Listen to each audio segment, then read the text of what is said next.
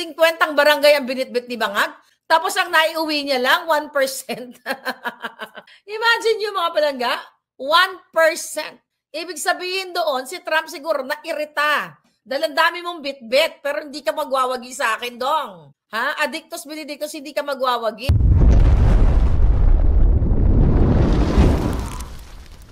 O, ngayon, si Bangag, ang kanilang fake news ay panalo daw ang pagpunta. Eh, kita ninyo, sabi ni Trump, many representatives ang bitbit ni Bangag. Kasi hindi kaya ni Bangag makipag-usap ng siya lang. Nabubulol na uutal. Kaya nagbitbit siya gamit ang pera ng bayan. Yung trade deal po ay hindi yun pabor sa Pilipinas. Pabor po yun sa amin na nandito sa Amerika at ang magiging epekto niyan lalong kahirapan. Unemployment, homelessness, joblessness. Tama ba? May word bang joblessness? Magiging jobless kayo. Dahil isasara na ang kumpanya ni tatay ninyo, lolo ninyo. Kasi wala na bumibili. Bibili nyo na lang imported milk dyan. Di ba may mga gatas na kalabaw pa ba tayo? Dyan, di ba? Favorite ko yan, mga gatas na kalabaw. So magpapasok kami dyan ng mga produktong yan, magiging made in USA na lang, di ba? Gutom ang aabutin ng Pilipino. Sa ginawa ni Bangag, uto-uto, tanga-tanga. Kasi kung top negotiator ka, hindi ka pumayag. Diba? At least man lang, o sige, 5% deal. Imagine nyo, zero kami. Zero tariff kami. Tapos kayo, paano unlad ang Pilipinas? Diba? Unlad pa ba ang Pilipinas? Hindi. Hindi na. Mawawalan lalo kayo ng trabaho kasi ang daming umaasa sa importation sa Pilipinas. Diba? Yung mga nasa fishing, mga nasa fish port. Diba? Yung mga nagkakaliskis. Nagpapak dyan ng mga bangus, dinadala nyo dito, kaya nakakakuha kami ng mga tinapang bangus. You know, yung mga ganon. Mawawalan kayo ng trabaho dito, mga hitad. Lalong magugutom kasi ibinenta kayo ni Bangag sa amin. Si Trump ang talagang top negotiator, hindi si Bangag. Pero dahil pang palubag-loob niya lang yan, tuwang-tuwa naman si Bangag. Binuladas siya. Diba? Diplomatic, ano tawag dyan? Diplomatic, ano yan? Parang ano yan eh, syempre hindi naman niya sasabihin na tanga ka, adik ka, di ba? Diplomacy ang tawag dyan. Or sabi ko nga dyan, pangpalubag loob. Ganun naman ang mga diplomatic relation. Diplomatic talk, di ba? Bula-buladahin ka, you're such a good, you're such a good president, top president. I love your country, mga chuchu. Your country is beautiful, the Philippines, chuchu. Di ba? Ganun naman, not only ang US, kundi ang ibang mga lahi pa. European, Asian. Wala ka na, hindi mo naman pwede sabihin na, ang inyong bansa ay napupugaran na ng mga adik. Grabe, yung asawa mo, si Lisa Tanas, kidnapper, addictus benedictus. At yan dyan sa Beverly Hills, yung appointee mo Bangag, ay umamin na nag-a-addict, nagpupulburon, nagme-Mary Jane. Hindi naman sasabihin ni Trump yan. Kaya sabi ko nga, diplomatic budol, diplomatic na pagpupuri kay Bangag Jr., para sa kapalit na what? Military favors. Di ba? Pina-flatter niya lang si Bangag. You're tough negotiator. Paano ka magkaging tough negotiator?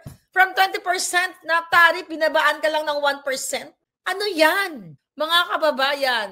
Okay? Sinasabi ng Bangag administration, success ang pagpunta ni Bangag. Okay? Sa Amerika. Kasi from 20%, 19% na lang. Success, baka mahal, ilang milyon ang ginastos ni Bangag papunta dito para lang makaupo sa Oval Office at mag-photo op kay Trump. Photo op ang binitbit. Wala siyang success or a productive na inuwi sa Pilipinas. Inuwi niya, baka nag-shopping pa sila, nag-shopping na naman sila dito, di ba, ng mga binitbit niyang mga jutang ginimes na mga main representative na sinasabi ni Trump, mga kababayan. Kasi doon sa deal na pinuntahan niya, ulit-ulitin ko, kami po si Maharlika at ang lahat ng mga American people ang nakinabang sa deal na yon. Inetsos-etsos lang si Bangag. Kumbaga, inutu-utu lang. Ang ganda-ganda mo ngayon. Ang pogi-pogi mo ngayon. Di ba? Siyempre, media lang ang nagtitwist na, ang galing, sinabi ni Trump, ganda-ganon. Di ba? Sinabi ni Trump, tough daw at good negotiator. Si Bangag. Putang ina, kahit grade 1 maintindihan yun. Di ba ganon si Lisa Tanas? Pag pinuri-puri mo, Lisa Tanas, yung mukha mong kuro-kurubot, parang dinaanan ng pison sa kinis, pagdating doon sa iyong mga, what you call it, anong tawag, Photoshop sa iyong page. 'Di ba? Parang ganito lang 'yan. Na sinasabi ni Trump, 'di ba, na ang galing-galing ni Bangag, parang ganun din yung pagbobola kay Liz Satanas na ang ganda-ganda niya, pero mukha siyang baki. Mukha siyang inapakan, you know that already, 'di ba? So ngayon, ang ginagawa ngayon ng Bangag administration, minamanipulate nila yung perception ng taong bayan na napakagaling ni Bangag kasi pinuri ni Trump. Tandaan nyo, okay? Magaling si Trump. Negosyante yan eh. Magpaikot sa mga bobo katulad ni Bangag. Kasi America first. Di ba? Magaling si Lolo Trump doon. Sa mga papuri na mga ganyang, para papuri sa kung sino-sino pa man, para makuha niya yung deal para sa Amerika. Nakatanya na ngayon? Siyempre, para matuwa si Marcos, yung iwingin niya, oh wow, galing-galing. Thank you, Mr. President Trump. Chuchu-chuchu. Good negotiator daw siya eh. Siguro akala niya, wow, ang galing-galing niya. Kasi narinig ng buong mundo, di ba? Kumbaga, kunwari, itinataas lang ni Lolo Trump na magaling si Bangag, pero nakita ni Trump yung manifestation ng pagiging addictos ni Marcos Jr. Actually, nakita niya harap-harapan yung pagngiwi ni Bangag. Alam niya, pagtalikod niyan ni Trump after the camera, siguro, totoo nga yung nabasa natin. Nabangag nga itong si Marcos Jr. Di ba? So, ginagamit ngayon ng Bangag, ng Malacanang, na wow, ang galing-galing. Top negotiator si Bangag, pinuri. Oh, pinuri na magaling na negosyador. Chuchu-chuchu. My God. Gagamitin nila yan sa what? Optics. Political branding. Imagine, the President of the US stated that President Bangag Marcos is a tough negotiator. Nabudol. Ang mambubudol na si Bangag ay nabudol namin. Di ba? Oh my goodness, mga kababayan. Nakakatawa. Ibinenta kayo. Ibinenta kayo sa amin, mga darling. Yan ang katotohanan. Tsaka yung sinasabi ni Trump na, ano yan? Yung thank you. Ano sabi niya? With all of his many representatives. Diba? Sarcasm yan. Siguro sa loob ng Trump, parang ngayon lang ako nakakita ng presidente mula sa Asia na ang dami-daming bitbit na mga representante. Diba? So many. Parang lang siya sabi ni Trump, it's like saying na, bakit yung ibang mga nakita ko mga leaders, hindi naman ganito ang bitbit niya na mga entourage niya. Pero bakit ito so many? Meaning, isang buong barangay o maybe 5 barangay ang binitbit ni Bangag gamit ang pera ng bayan. Kaya nakita ni Trump na so many. Bakit kailangan pabanggitin ni Trump yun? Sarcasm yun. Yan yung hindi nyo naintindihan ng mga Bangag. Sarcasm yun na parang, tanginan to ang daming bitbit. Bakit ang dami niya binitbit? Pagpapatunay na sa kahirapan ng Pilipinas, sa kabila ng kahirapan, gumastos ng sandamakmak si Bangag at nakita niyo ni Trump. Sobrang luho dahil binitbit niya itong mga unggoy na ito. Siyempre, hindi naman nasabi ni Trump, hoy, tangina ka Bangag, addictus ka, di ba? Ako naman pwede magsabi noon, di ba? So, pinapakita ni Bangag din siguro na, ito, dami kong bitbit. Show off din siya, di ba? May baka panindak ni Bangag yun, ito yung delegasyon ko. Akala niya, maisisindak na si Trump na imababa niya yung tariff from 20% to 5% o 10% o whatever, di ba? Pero hanggang 1% lang, mga kababayan. So patunay na talagang kailangan ni Bangag Jr. ng maraming representative, nagpapakita na maraming tumahawak sa liig ni Bangag kasi bobo siya. Hindi lang bobo, addictus benedictus. At walang backbone. Walang bayag. Dahil marami siyang backup dancers. Right? At siya ay sunod-sunuran lang sa kanyang mga representante o taga-payo yung sila Gibo, yung mga, si Maltese. Ex-Maltese.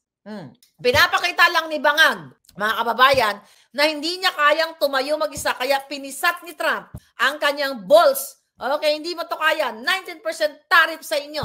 At pagpasok ng aming produkto dyan, 0 tariff. Kaya na lang, gano'n na gano'n, okay, ang sinabi ni Trump na yung past administration, which is the Biden and Obama administration, ay, sabi nga, did not get along sa Pilipinas. Kasi, Pinakyo kaagad sila ni Pangulong Duterte kasi si Pangulong Duterte ay hindi nagpahawak sa leeg kay Biden at kay Obama.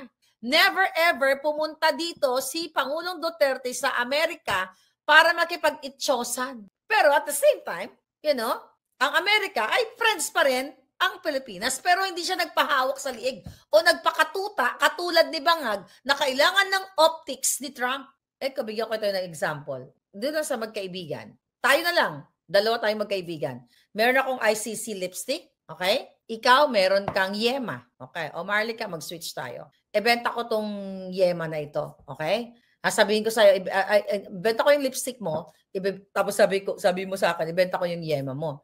Sabihin ko sa'yo, bakla, okay? Wala kang tutubuin dyan kasi maharlika ako Wala kang tutubuin dyan. Kung 5 piso, kung ito ay, let's say, for example, kasi hindi pa final yung price, kunyari, 10 piso tong lipstick ko, i-entrega mo sa akin.